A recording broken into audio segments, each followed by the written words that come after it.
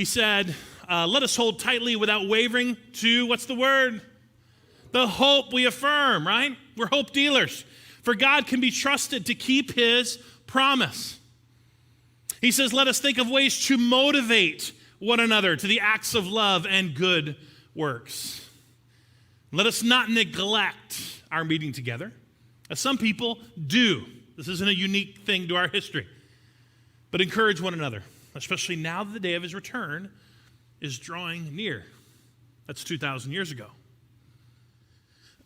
All across the community today, even during this pandemic, churches are striving to find safe ways to gather. Some are gathering in small groups and homes right now, watching online. Some are in other countries doing this. Some are gathered in parking lots. Some are gathered in tents outside. Some gather under the trees in our property. Some have been able, like us, to make big changes, to invest, to alter how we do things in order to try to safely gather. Why? Simple reason. When Jesus created the church, it was spiritually designed to be an interdependent gathering of lives, filled with discipleship, prayer, worship, and growing in your knowledge and faith. That's what the church is. It was spiritually designed that way. But I don't want you to lose this word, and this is something I've said oftentimes in terms about church, that we're independently responsible for living a fulfilled, interdependent life. Because that's how the church was designed to be. Okay. Why is it? No, go back to the persecution thing. Why is it across the world where churches cannot meet, cannot gather?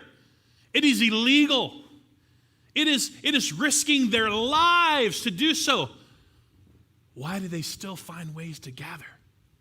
Y'all with me? Because that's how Jesus designed it. It was spiritually designed when he knew what faith was going to look like in our time for the next 2,000 years.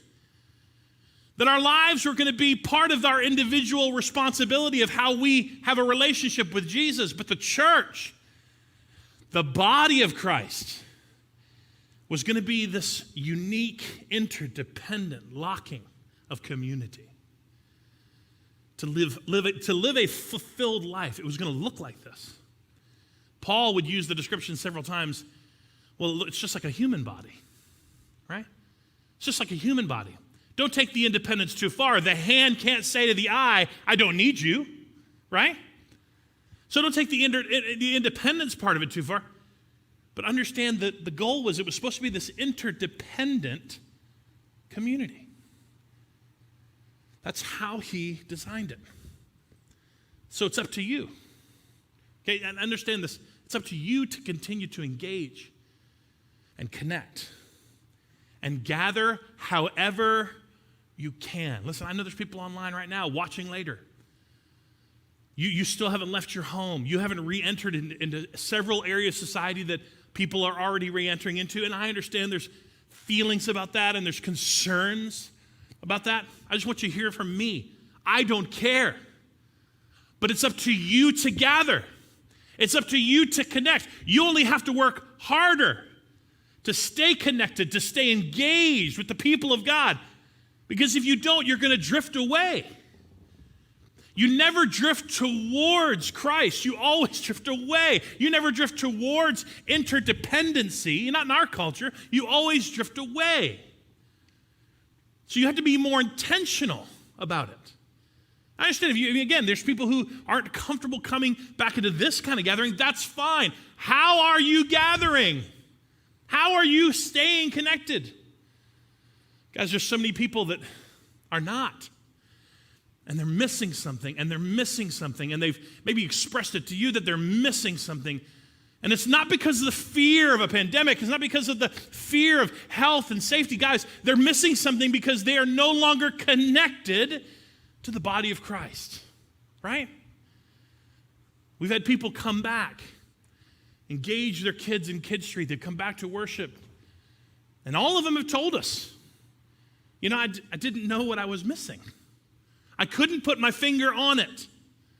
I didn't know I just didn't realize it was going to feel this way. Guys, before this pandemic, let's be honest, we all sort of took advantage of the gathering, okay?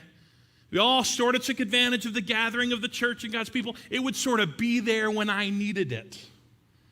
It would sort of be there in the way that I'm used to it when I needed it. And that's not true anymore. We have to work. It will not matter whether we have another wave or we're not meeting in here, guys. We will continue to gather as a church. Gathering is a part of what the church is. That's what church is.